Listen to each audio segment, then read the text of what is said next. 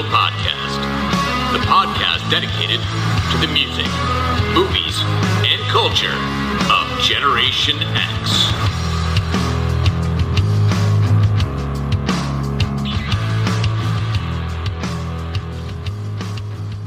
What is up, Slackers, and welcome to another episode of the Stuck in the Middle Podcast. I am your host, Jason Eck, and I just want to say a couple of thank yous.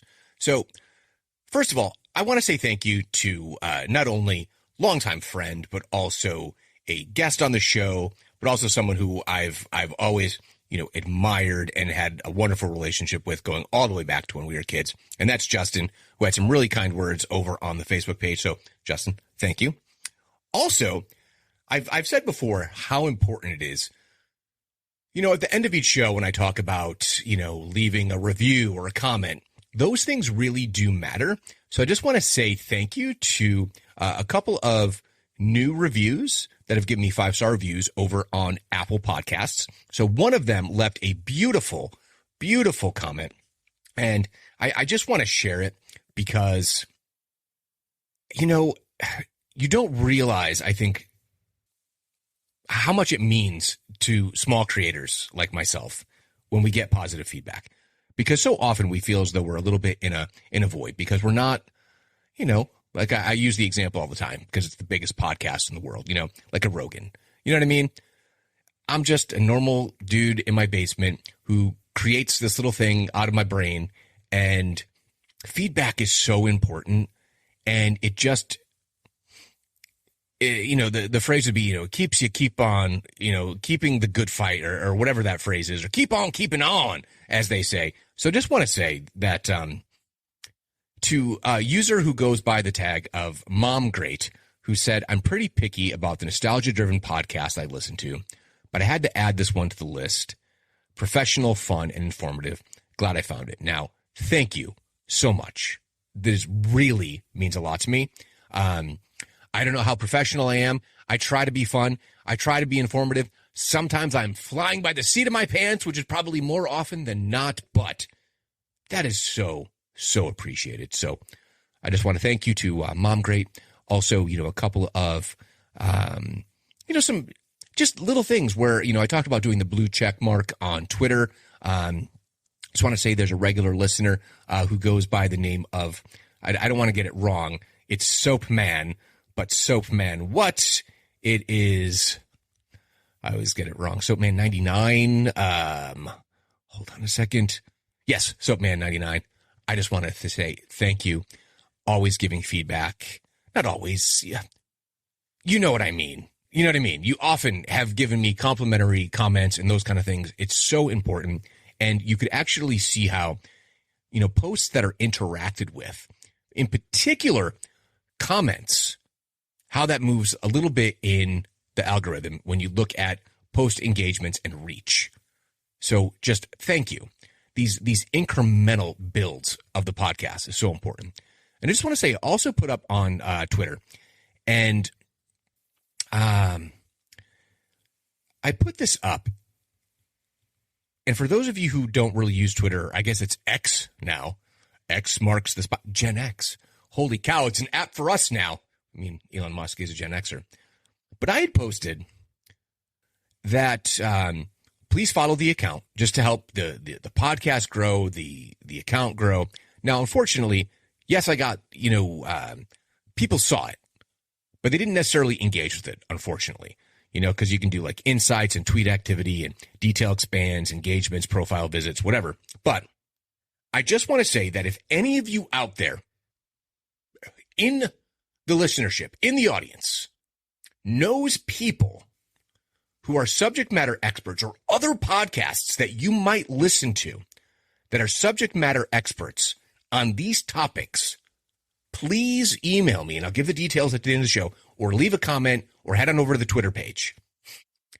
I'm looking for subject matter experts for the satanic panic of the 1980s, California serial killer boom of the 70s into the 80s, Janie Lane from Warrant, and of course, conspiracy theories of the 80s and 90s. If you are listening to podcasts, creators that have expertise, books that you've read, send them my way.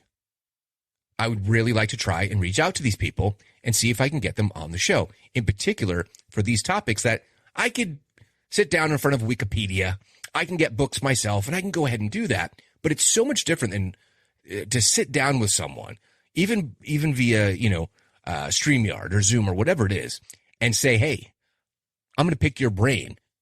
If you have a good book on one of these topics, I'm happy to read it, but it's even more powerful to read the book and then talk to the author. So I'm still trying to get the guy with the Great Minds list, because I think it's so fascinating.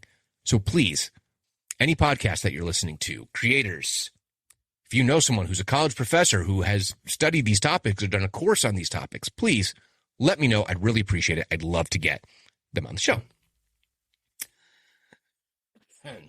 But that's not what this week's about. Oh, no. This week is about dead. Oh, what a terrible segue. I am so sorry. But speaking of dead, we've had, losses in not necessarily, well, one of them is a Gen Xer. So when did this happen? So this was on, let's see. What day is that? Oh boy. Yeah. Okay.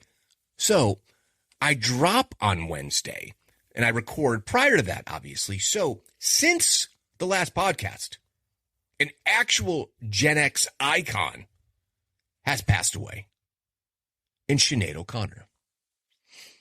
Now, I've talked about it on the show before. I am Catholic, and I'm a converted Catholic. And one of the things that I remember was when I was converting, people would be like, well, how can you do that knowing everything that's going on in the church? And I've always looked at it this way. If you are a person who believes in God, then by extension, you believe in the devil. And if you believe in the devil, you believe that evil is real, if you believe that that is something that is occurring, then of course, what better way to go ahead and take down a religious organization than from within? So there are bad priests, evil priests, absolutely. And Sinead O'Connor knew this to be something that was occurring. And of course, there are some who will say that Pope John Paul he knew what was going on. And that he, like the other, leadership, were moving around basically predatory priests. I also know that sometimes middle management knows a whole shit ton of stuff that the top guy doesn't. So I don't know. I'd like to believe that a guy who's been sainted, didn't know. I don't know. Obviously, the Pope that succeeded him, Pope Benedict, who was also Pope Ratzenberger, he was known to have had very strong opinions about this and what was happening. And of course, we have our current Pope, Pope Francis, who is definitely a divisive force amongst Catholics. But Sinead O'Connor, this amazing singer, a rare beauty, got up on national television on Saturday Night Live and made her statement. And in many ways, sunk any kind of opportunity for continued major success. Now, I will tell you, I was not really into Sinead O'Connor much. Loved her voice as a singer, but I also didn't know how Irish I was until I did that 23andMe, right? So she's my people. But my wife, and I think like many young women, looked at Sinead O'Connor as being truly iconic. And for all of her foibles and obviously, well-documented challenges with mental health, with substance abuse, with, every kind of checkbox that you have for someone who is in fame, in particular in the music business, it seems as though, Sinead had been affected by this. So to have passed away at the age of 56 and her cause of death, I still don't believe has been released. There's been much talk about the fact that she's been in deep despair since her son, Shane, committed suicide. And, she was depressed and had already been battling, all this mental illness. Now, I watched a segment on, it might have just been a YouTube video where someone had followed her or whatever it was. And she seemed as though she had found some contentment and health. in a very small village, a village that's mostly women, and this little house with this beautiful sunroom. And she seemed content smoking her cigarettes and having a pint or whatever it was. So to hear that she had passed away was really challenging. So, like I said, I didn't really listen to her a lot. My wife did. But we had 2 songs at our wedding that we danced to, because you always have your first dance as a couple, and then you have, kind of your fun dance if you wanted to. But what we danced to at our wedding was a song called Dancing Lessons from Sinead O'Connor. And it's just a beautiful song. Just a beautiful song. And, so I think of her, I think of my wedding, and this truly brave, not a lot of people you talk about in Hollywood or the music industry and entertainment in general that you can say truly brave. I put Sinead O'Connor up there, and I put Rose McGowan up there as truly brave in the face of what many would be, considered career suicide. If you speak out against the system in which you were a part of, they will destroy you. So, Sinead O'Connor, may she rest in peace. Now, the other also had some divisiveness and things that I guess I didn't really know about. But even though not a Gen Xer, a boomer, certainly a part of our childhoods. Going all the way back to if you had parents who watched Cheech and Chong movies. And I'm talking about Paul Reubens, also known as Pee Wee Herman. Or as I like to think of him, the Spleen from Mystery Men, and also Amelin from Buffy the Vampire Slayer, in what can only be described as the greatest death in the history of film. Including a post-credit scene. A post-credit scene. That was not a thing that was done very often. And man, he milked it. And there's a part of me that hoped and wished that when he was at his deathbed, excuse me, that he did that. Oh, I'm going to go. And then I'm fine. But also, I may have told the story before, but, I came from a family that really, really enjoyed Halloween, probably disturbingly so, and always a big, huge party at my parents' house. And the first time my wife met my family, she was my shadow. She literally was.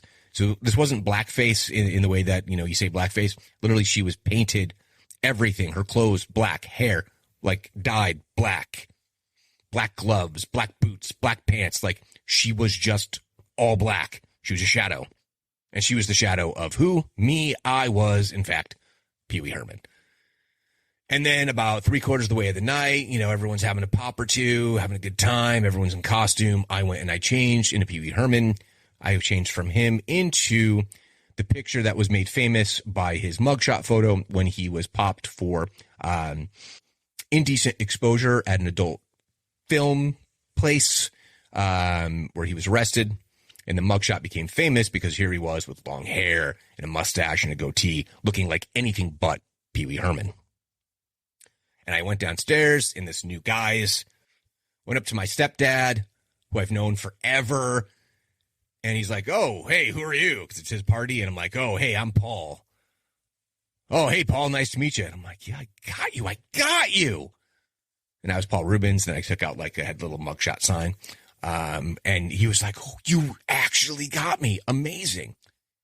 Now, some have said that during the time in which he was, investigated or whatever, that he, was implicated, I don't know if charged or not, of having a certain type of pornographic material on his computer. I didn't even really think about that. So I did, post something that was, complimentary. And then there's some people going, don't compliment people. Not on my page, thankfully, because, not enough people watch it to, get mad. But I hadn't even really thought about that. I didn't realize that. So it just, again, it's being outside of the Hollywood bubble. And I don't know, it's really difficult. So regardless, I'm hoping that as a human being, as a person, he has found repentance and forgiveness and reconciliation and is in a better place, is all I can hope for any of us. Whatever foibles that we have in our lives, mistakes that we make, you only hope that people can change. And I do believe that people can change. I think I've said it before on the podcast many times. I've never believed the, old dogs can't learn new tricks bullshit. You just got to put in the work. So, Sinead O'Connor, Paul Rubens, icons of our lives, wishing them the best in the next life. So now we're the terrible segue when I use the word dead, death. What I'm really going to talk about, dead brands. Now, what spurred me on for this? I'll tell you. My oldest son went away for the weekend with his buddies. They go up to Maine. One of the kids' parents have a place up there, and God bless them, 9 teenage boys. They've done this now twice this summer. Because all the guys, they're getting ready to go to college and go off to do all their things, right? So 9 teenage boys. He also tells me that, like, one night for dinner, right, they were doing a mixed protein meal is the only way I can describe it. Kind of a surf, turf, the whole thing. But basically it was grilled swordfish, steak, and grilled chicken. And each meat that came out was immediately, like, gone. One of their buddies took a nap. Never take nap before dinner with your boys. The food will be gone. Swordfish, gone. Steaks, gone. Chicken, gone. Homeboy wakes up like, where's the food? Anyway, while they were up there, they were driving, and my son goes, whoa, whoa, whoa, everybody stop, because they had 2 different cars, whatever. Excuse me. Cough is much better. Getting there, getting healthier. Anyway, he notices that there's a Radio Shack. A Radio Shack in Maine. Like, we gotta go. And like one of his buddies kind of like, oh, I don't want to go, right? They go in. This place has a vinyl section of new and used vinyl. Kid came away with a Rumors vinyl. It's not in the best of shape, but yes, my son just bought Rumors on vinyl, Fleetwood Mac. And then the buddy who was complaining about going in came away with like 6, 7 vinyl, all different things, but he's also into music from all different genres. And, well, he's not a hip-hop guy, but he likes classic rock, classic records, and just recently found out that his dad had seen the Tubes multiple times in concert because I had turned my son on to the Tubes, and he goes, have you ever heard the Tubes? And he plays it for his friend. He goes, this is fantastic. And he goes, Dad, you ever heard of the band the Tubes? Yeah, hold on. And he has like Tubes albums, seen them multiple times in concerts. Anyway, but Radio Shack, dead brand.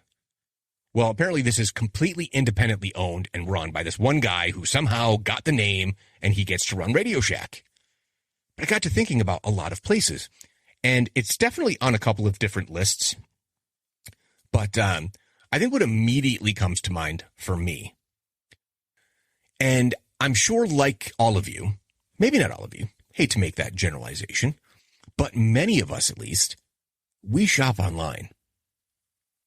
I know I do a majority of my Christmas shopping, except for the last minute, oh shit, we need to fill things in kind of thing, or there's specific stores. Do a lot of shopping on Amazon.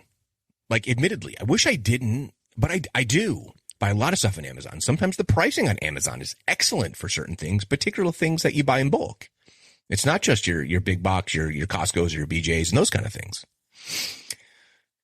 But it is because of the advent of things like Amazon that a couple of things have suffered. One is the mall. And I mentioned on another podcast that my kids still do go to the mall. Like, it's a fun experience, but it's not like it used to be. Like, we would go to a mall on a weekend. That place is packed. Now, it still can be. Don't get me wrong. It can be. But it would even be even later into the evening. A lot of times those places are ghost towns, in a pretty reasonable amount of time. But your Amazons put out of business so many places that we used to love to go. In part, just your standard record store. Sure, the independents still exist, the places that are carrying vinyl, right? They're selling, cassettes from our generation, from our time period, used records and tapes. Like, that's still a thing. But Tower Records was such a huge part.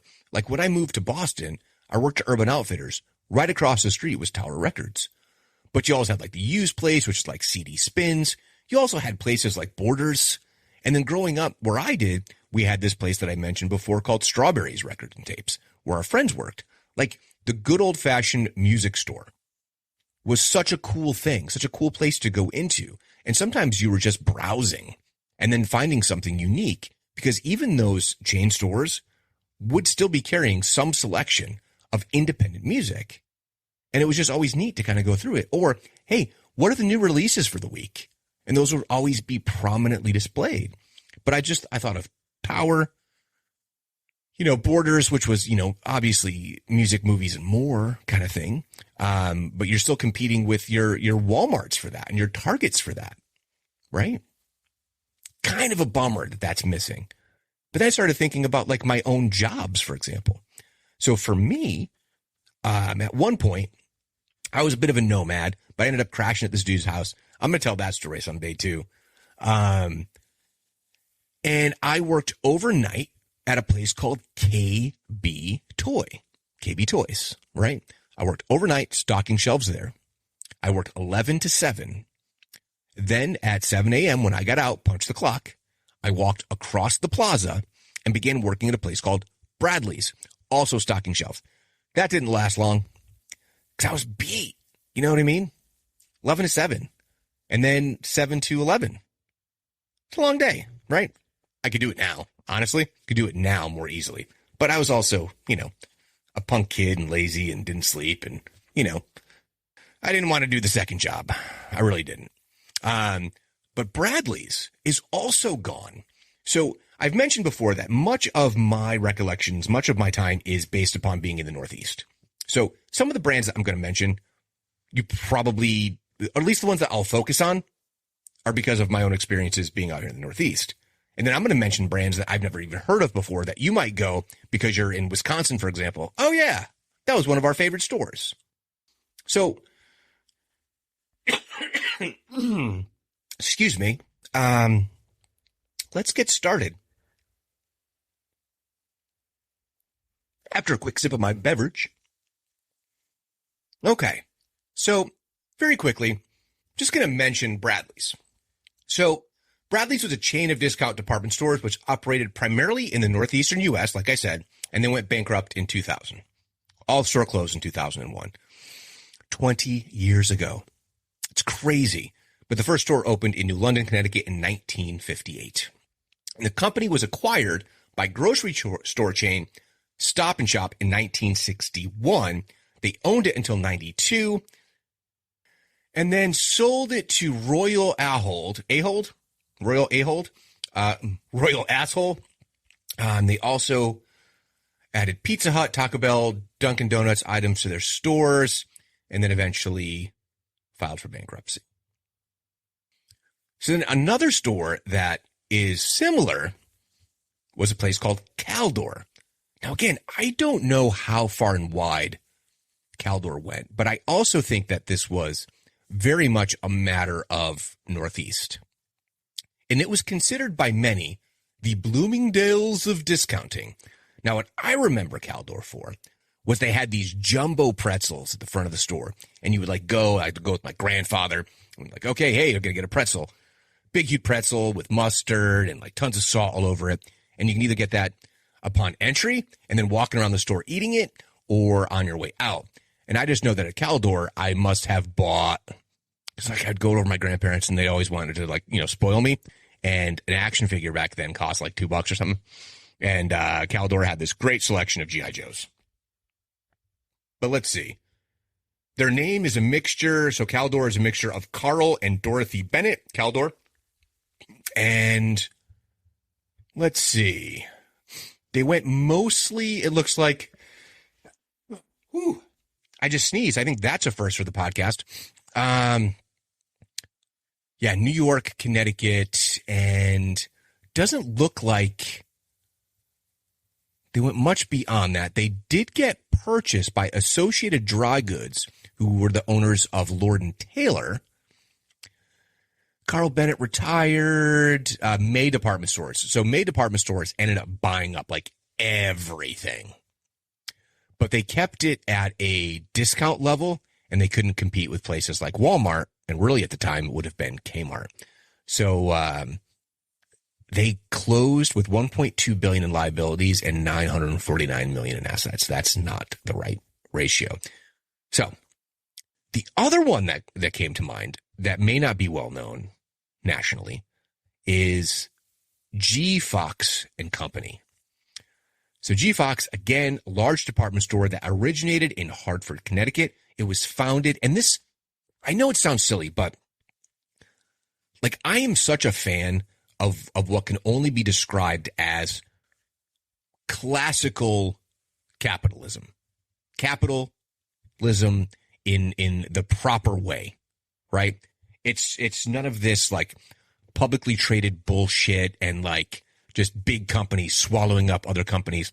I love the fact that you would have a family-owned brand like G. Fox, which was founded in 1847 by Gershon Fox and his brother Isaac, right? It used to be I and G. Fox. But the bottom line is you have this family, they own it, they run it, they grow it at their level, and everything is privately held. And I don't know, I miss the fact that's where the Amazons, as much as I use them and going over these lists, is that some of these were just the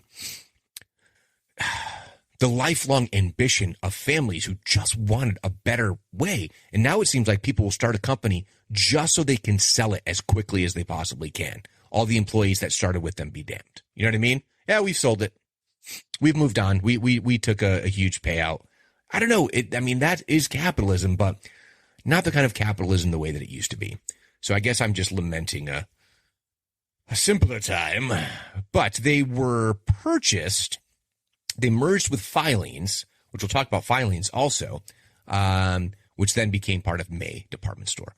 But yeah, G. Fox, it was one of the big end stores at the local mall. And it looks as though their reach was basically Connecticut, Massachusetts, and Rhode Island.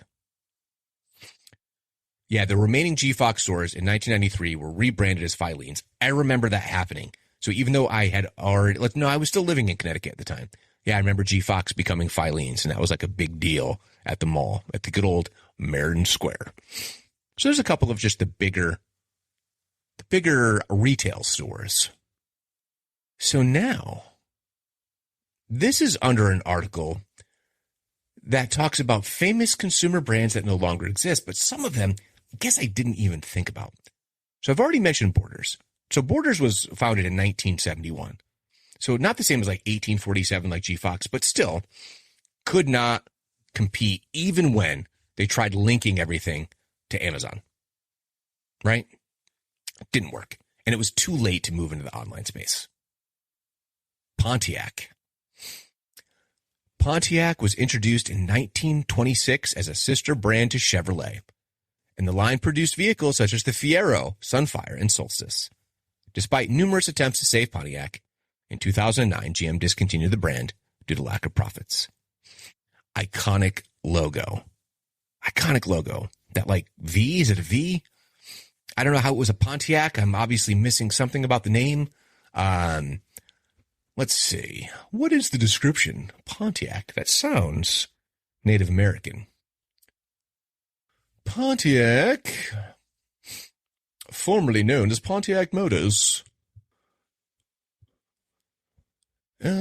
sold in the Oakland Motor Car Company. It was founded in 1907 in Pontiac, Michigan. Duh. Pontiac, Michigan. Of course. It is Native American. It was named after an Ottawa chief out of Pontiac, Michigan. And when was it purchased? In 1909, Oakland became part of GM. Wow, that long ago. Man, these buyouts and mergers and acquisitions and all that stuff, it's just been going on forever and ever. But anyway, it was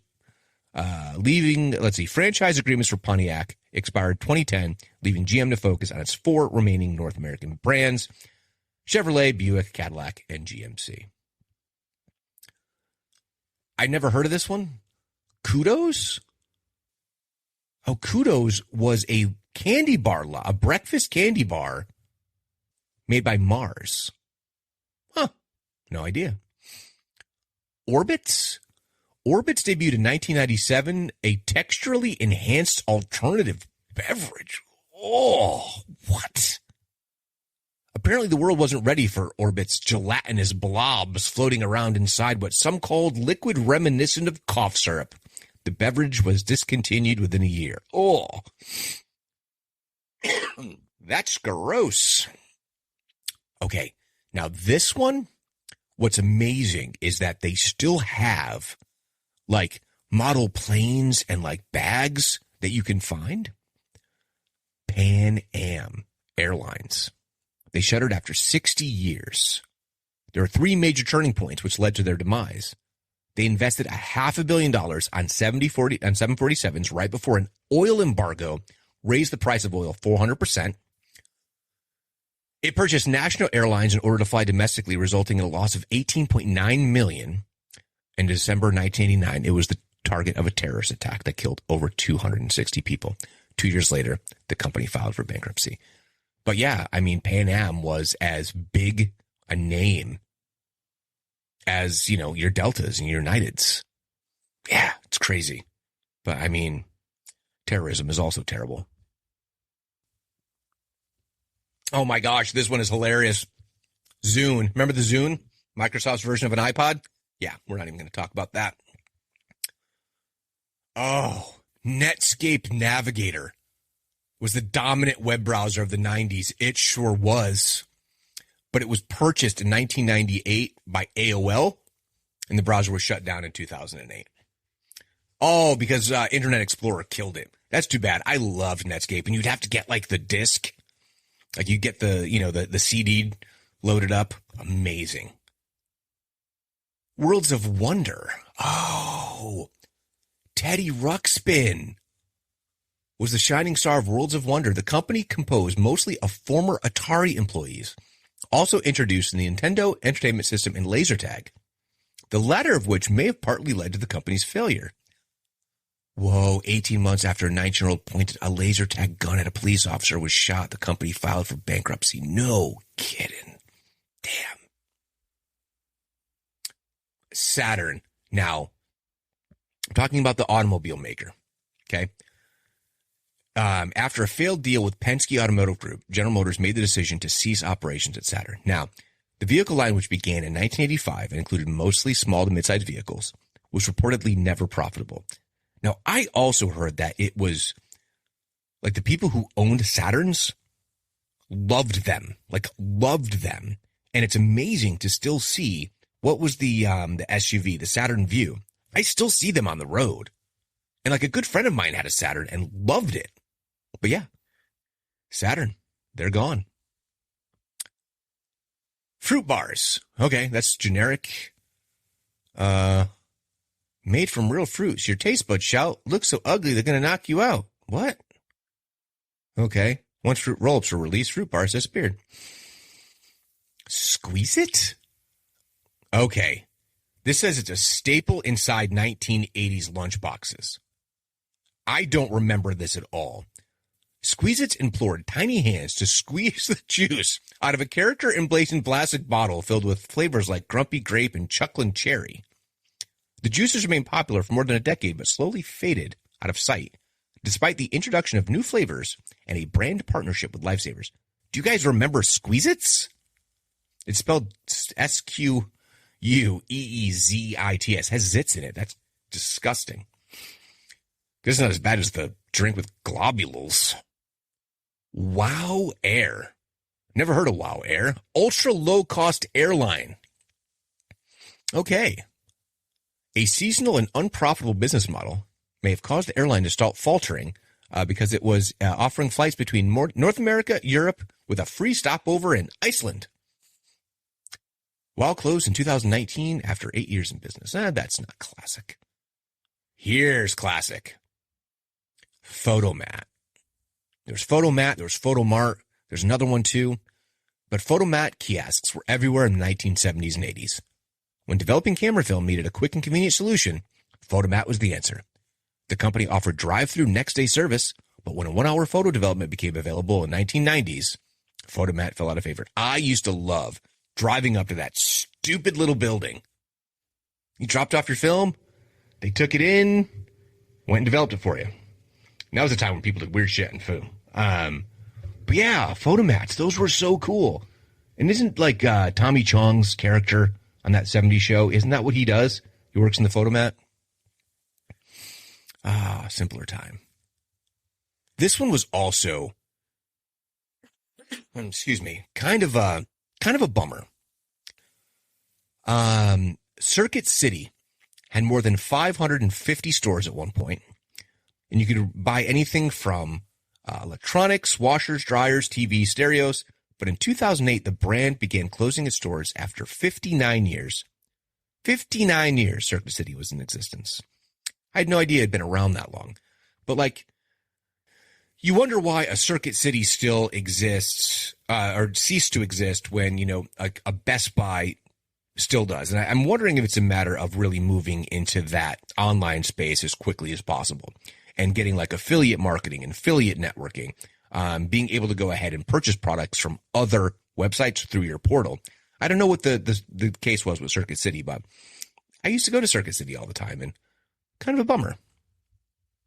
Now, this next one is super classic, and that is Woolworths. So in 1879, Woolworth was the first store to allow customers to pick out their own items without the assistance of a sales clerk, and every item was just 5 and 10 cents. By 1912, there were 596 stores. But the 1960s were tough as store boycotts and the opening of Walmart, Kmart, and Target all ate into their profits. Although the company expanded to the UK, Woolworths eventually went under in the 90s. I mean, Woolworths was like the place at one point. Trying to remember, there was this one place we went on vacation one time, and the old storefront was still there. It was just like, I don't know, it was like a graveyard.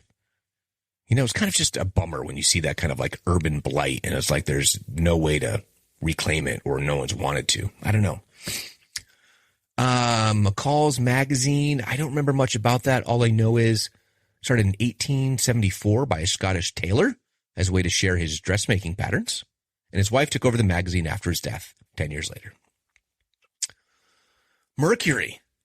Yeah, this is another one that is a bummer if you've ever owned something from one of these brands that doesn't exist. So Mercury was in production from 1938 to 2011, and the Mercury line was designed to meet demand for Ford's customers for an upper middle class car market, somewhere between cheap and expensive. The demographic proved to be limited, and the cars were eventually phased out. So I will tell you, I had one Mercury. Now, I had a couple of different cars, and I was then without suddenly. Major problem with one of the cars, and I was driving at the time a Ford Escort GT. The GT, it's sporty. I needed a place, like a car to drive to work. And my dad, who I didn't talk to very often, I'm like, Dad, look, man, I only got a few $100.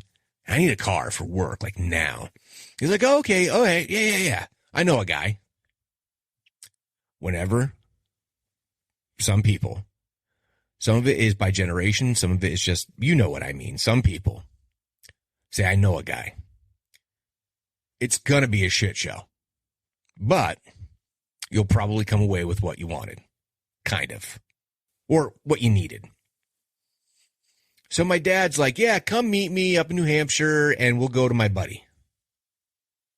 We get there and he's like, so how much money you got? I don't know, I got a couple $100. All right, let's take a look around. And it's basically, it's not quite like a junkyard. It's, I don't know. But the only thing that he kind of had that was like, hey, we can just grab this and go. It runs, it drives, was a Mercury Lynx, which is basically an Escort, just for this different car market, right? Give it a different brand label. Maybe it has some nicer parts, you know, better trim or whatever. I think that's what they were kind of planning with Mercury, is it would be a little bit nicer than like the basic Ford line. The problem is either it had become saturated with moisture from sitting there in this godforsaken place in New Hampshire. Not a shot in New Hampshire, by the way. It's this godforsaken place that happens to be in New Hampshire. And it stunk like wet dog, no matter what I did. It had the cheapest little stereo, so I had to like do like the, the cassette thing to, play my CDs, and that ended up eating like the, adapter. Oh gosh. It got me where I needed to go up until such time it like ended up dead on the side of the road. But anyway, at the same time, I had a certain affinity for it. It was banana yellow, god awful. But man, Mercury, I miss you, man. Here's to you. Now, the next one, man, it was super popular. And despite being wildly successful in the 1980s, General Mills Puddin' Pops did not ever turn a profit. It's because you spent all your money on the date rapist, Mr. Bill Cosby. I'm going to have another Puddin' Pop. That's my terrible impression, but that's also Kenan Thompson's terrible impression where you Puddin' Pop. Got a Puddin' Pop. General Mills apparently wasn't savvy in the frozen food space at all, and they tried licensing the product to Popsicle in 2004, but eventually Jell-O Pudding Pops just evaporated, like the legacy of one Bill Cosby. Moving on. Pets.com. Okay. Let's see. Aloha Airlines. These are all like later era things, but I don't know if you guys were, if you're on the West Coast, there's a place called the Sports Chalet, which was, wow, that folded 1 month after rival Sports Authority filed for bankruptcy. So this was a sporting goods store in the West Coast that was founded in 1959, closed fairly recently in 2016. Oh, this one is a hard one.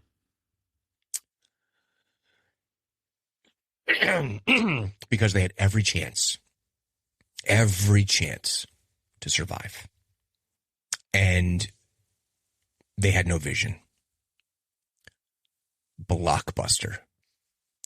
At its peak, Blockbuster had nearly 10,000 stores worldwide with revenue of almost $6 billion per year. When the company was approached in the 1990s by a small startup called, you guessed it, Netflix, offering DVDs by mail, Blockbuster laughed at the offer to partner for $50 million. As Netflix soared, Blockbuster would file for bankruptcy in 2010 and close its remaining video rental stores in 2013, with the exception of one, I believe, which is somewhere out in the Pacific Northwest. You would have been the biggest brand in like media, like one of them. You know what I mean? Like it was right there. Now, do I think that Netflix went in hard with that $50 million offer?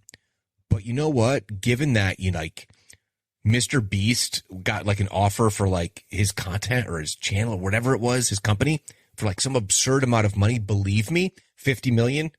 They were making $6 billion a year. That would have been the biggest freaking ratio ever. So Blockbuster, you did it to yourself. I have a card somewhere, so sell it online. I already mentioned KB Toy, which also began in 1922, so kind of a bummer there. Contempo Casuals? One retail store in Granada Hills, California in the 1960s, offering hip and trendy fashions for teens. They grew so fast that Neiman Marcus bought the brand in 1978. Wet Seal purchased Contempo Casuals in 1995. The same year, the brand appeared in the pop culture classic Clueless. That's where I've heard it before. And 6 years later, their mall stores were converted to Wet Seal or R&B locations. Oh, again, the cars, Oldsmobile. Bro, Oldsmobile were great. I loved them. Driving an Olds, some family friends of mine, they had Oldsmobiles. They were actually pretty kick-ass. My grandfather had an Oldsmobile wagon, which is also amazing. 04, end of an era. I don't really know this one. Wicks Furniture, which launched in Minnesota in 1971. They grew to 43 stores, but in 08, the housing crisis. Oh my gosh, I never even thought about that. Wow. Because people aren't going to go one-stop shopping for home goods and furniture if there's a housing crisis. I never thought about how furniture retailers were impacted. Gosh, I'm an idiot. And then, let's see. Oh, remember this one? Bugle Boy. Excuse me. Are those Bugle Boy jeans you're wearing? Well, not by the late 90s. The company found it hard to keep up with changing trends. You got to get a different buyer. Get a different buyer, and but when you start off with parachute pants, I don't know. You're not going to live. How many of you had Bugle Boy pants? Go ahead, tell me. Send me pictures. Yes, post your pictures over on the Facebook page. I'll allow pictures. Send me your photos of your parachute pants. Ask Jeeves. I love to Ask Jeeves. Heinz Easy Squirt. Isn't that just what we have now with like the squeeze bottles? Oh, they had different colors. Ew. Green, blue, purple, or pink Heinz. Gross. Tab Cola. 1963, the first 1-calorie diet soda.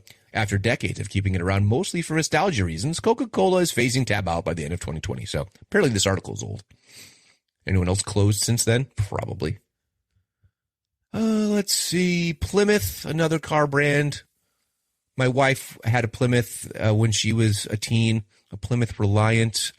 But here's started in 1928 as a low-price vehicle spinoff of Chrysler.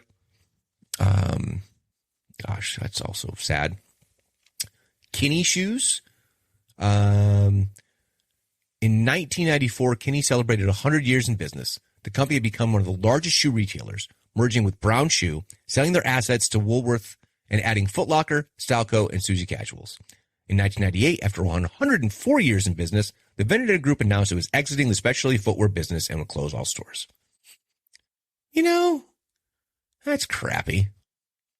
But, with Kinney Shoes, there was also Tom McCann. Are they on this list? No. Tom McCann was freaking awesome. And I remember Tom McCann carrying Hush Puppies. Pier 1. You know how much stuff we got for our wedding at Pier 1? This is also kind of a bummer, but they closed half their stores starting in 2020, so that was relatively recently. 4Kids Entertainment. I remember them because they would do animation for like popular toys. Let's see. Minolta, the cameras. I mean, if you didn't adapt on cameras and like get into, different types of cameras, like getting out of like the film sphere and into digital and the digital SLRs and all that, you're dead. Mervyn's, founded in 1949, mid-range department store Mervyn's had 266 stores in 14 states. It was then that the chain allegedly fell prey to 3 investors with their own plans. According to court filings, it was alleged that the 3 private equity firms purchased Mervyn's in 2004 for $1.25 billion, then added roughly $800 million in debt to the company while paying themselves $400 million in fees and dividends. You know what? I haven't dropped one this week, but whoever those investors are, when I talk about good capitalism versus bad capitalism, for those 3 equity partners, whatever, fuck you. And all the people that you put out of business. All the people who lost their jobs. You're garbage. You're garbage. Moving on. Hummer. Easy come, easy go there with Hummer. They had their first military contract in 1981, though. And then, of course, Schwarzenegger got them to become civilian vehicles. Excite, one of the first internet portals, launched in 95. The company is now famous for turning down an offer to purchase Google. Once for $1 million and again for $750,000. Hey, Blockbuster, I take it back. Excite purchased AskJeeves instead in 2004. Idiots. Hollywood Video, same thing. All the video store companies. AMC, American Motor Company. They ended up partnering. They were already having problems in the 70s. I do remember vaguely Hearing about, like, that's how they partnered with Renault. And then AMC Renault brands were discontinued. And then in 87, AMC was purchased by Chrysler. Crystal Pepsi, just stupid. Virgin America, it just didn't last. I never heard of this. It's not Google. It's Kugel. Kugel was a peanut spread made from Kraft in 4 different flavors. It's like Nutella, but with peanuts. Gadzooks. I don't remember Gadzooks, but a t-shirts, Doc Martens, baggy pants. That's the description. Once fashion trends and consumer tastes changed, Gadzooks filed for bankruptcy. The chain was purchased by Forever 21. You'll love it at Levitt's. Levitt's Furniture. Oh my gosh, I remember them. They began in 1910 and gained popularity in the 60s with its warehouse furniture showroom concept. So they were the first ones to put it all out on the floor, like we see now. No kidding. But by the 90s, the love began to fade, and Levitt's filed for bankruptcy 3 times before closing in 2008. And then finally, I don't really know this one because it started in the 90s, Zany Brainy, but apparently that was pretty popular for the kids aged 4 to 13. Excuse me. So then very quickly, it's another article, but it's like Massachusetts / Connecticut, like New England stores. So I've already mentioned Filene's, but there was and Bradley's, but there was also Jordan Marsh. So Jordan Marsh was most known for having the, Christmas Village in Boston. That space got bought out by Filene's, I think, and then subsequently became Macy's. Filene's basement, which was something separate altogether, which was kind of a cool place because you were like the lower level was down like on the level of Downtown Crossing's T station. Like you access it literally from the basement. You had Ames stores, which was out of Southbridge, Mass. Originally, but there was, an Ames in Meriden for me when I was a kid. I mentioned Bradley's. There was Zayre, which is originally out of Framingham, Mass., which is a discount shop. Over the next 30 years, it spread along the coast of New England, selling everyday essentials and odds and ends at cheap prices, finally closing in 90. I remember that. Building 19, discount shop. It's like a Big Lots, Job Lots, Ocean State. It's very similar to that. Spags was just Massachusetts, so I never really knew them. But anyway, this is just a little walk down memory lane of the brands that we loved. And I'm sure that I missed some. And I'm sure there are probably some, they mentioned Bugle Boy. There was Z Cavaricci. Does that still exist? I know that Varney still does exist in some capacity. I'm not sure if Cavaricci is Cavaricci, right? Z Cavaricci. Cavaricci. Cavaricci? I keep spelling it wrong. Z Cavaricci, Poshmark. Really? That brand? Oh, it does not exist. You type it in, and then it will bring you to Amazon, and it's like some random off-brand. But you can buy them on eBay if you'd like to buy some used pants and some used jeans. I'm sure there are many others. I'd love to get your thoughts. I'm going to take another sip of water here. It's probably the best shape that I've been in over the past couple of weeks, but it's still by the end of talking too much. My voice starts to trail off, and I get this tickle. But anyway, what did I miss? And what are some things that, maybe from wherever you're from, whatever part of the world that you're in, what were some of the brands that you miss? Maybe even if you don't just miss them, if you were to drive down the road now and you saw them, even an old storefront, you'd be like, oh my gosh, I loved that place when I was a kid. Because there's something kind of warm about some of those memories. Like I mentioned, Caldor's. Getting those pretzels and being with my grandfather. Didn't matter if I was getting G.I. Joes or fishing equipment. It was always really, really just fun time to be with him. Even Kmart. I had a grandmother who worked at Kmart, and I don't know if any still exist at this point. I'm sure they do. But they had the diners. The Kmart diner. And you get like a piece of pie or some ice cream. I remember getting a great grilled cheese. Just like these little things that we kind of take for granted, and how some of the same concepts still get used today. It's just, I don't know, there's something different about it. I definitely miss like Dunkin' Donuts and like counter service where you can go and sit and have like an actual cup of coffee, like sitting at the counter. And, yes, they were called waitresses. Would come over and pour your coffee and give you your donut. That was cool. Now it's just like drive through, slap it in a bag. Look, if you were going to buy why would you put a Boston cream donut face down where all the chocolate is smeared in the bottom of the bag? It can't be that difficult. And if any of you are in food service or retail, you do not put dollar bills in someone's hand when giving them change and then pour the coins on top of the bills.